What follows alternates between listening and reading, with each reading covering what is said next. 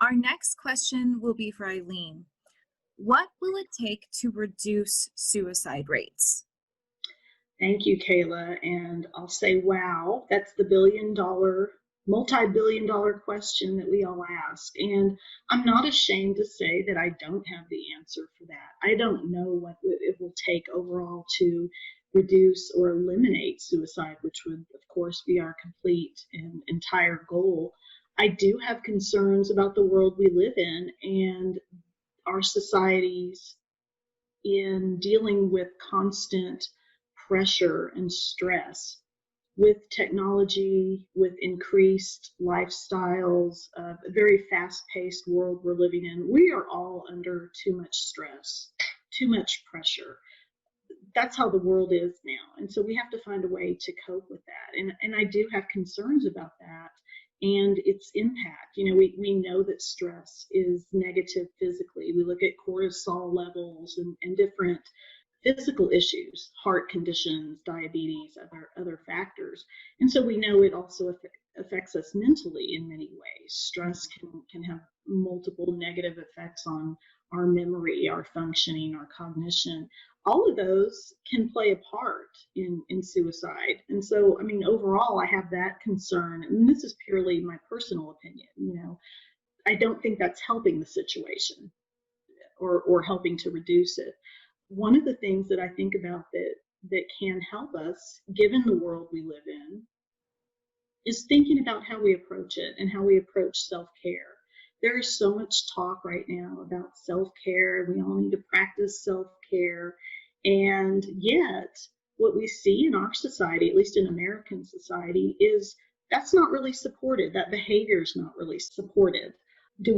How do we approach or feel about our coworkers when they say that they need a mental health day? Do we foster that? Do we take that in with compassion, or do we criticize? You know, what are they doing? They need a mental health day. You can hear sarcasm sometimes. So, and we are working in the behavioral health field.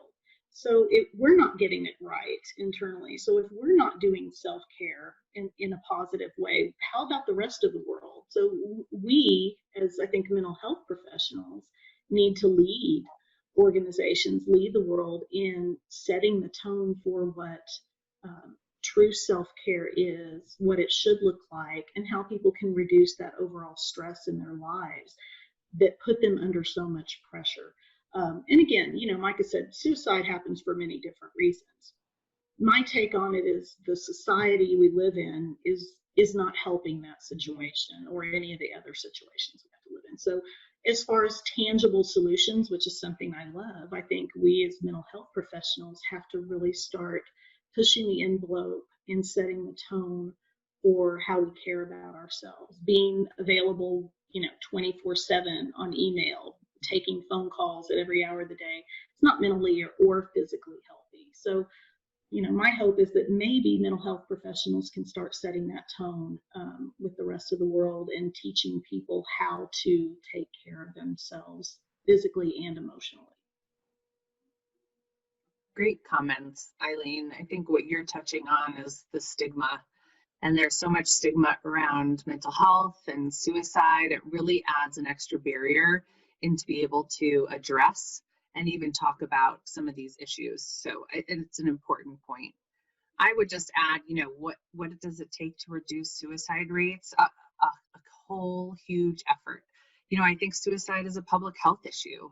So eliminating suicide takes a collective approach through grassroots movements, government and educational institutions, physical and behavioral health institutions. It really takes a collective. And, you know, some tangible things, universal screening for depression and suicide risk, safety planning, you know, therapy, cognitive behavioral therapy. And so there are, you know, a couple things that we can do once someone's identified with having signs and some of the precursors to suicide, but it really is a collective effort.